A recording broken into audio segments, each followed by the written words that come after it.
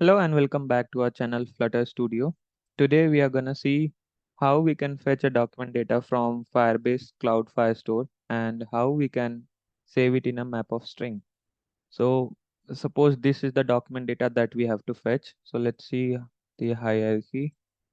So this is a collection restaurants. In that there is a restaurant ID and then there is again a collection called orders. And then here we have to fetch a particular order using order ID. So let's see the code. So here we are fetching the document collection restaurants and then restaurant ID, then again orders collection, and then there will be order ID.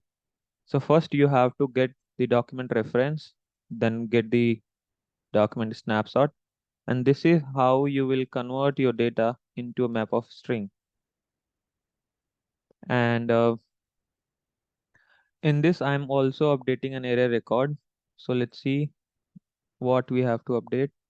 So here, suppose I have to update this order item status by using item ID.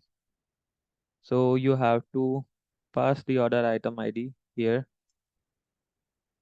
And first, I'm getting all the array records here, and then I'm iterating over it and finding the index using the item ID.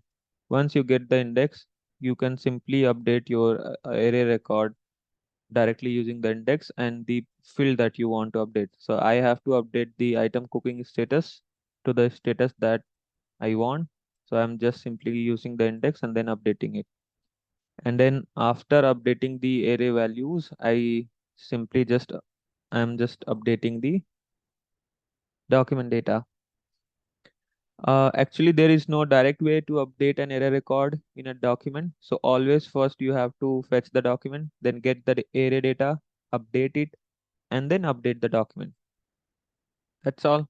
Thank you for watching.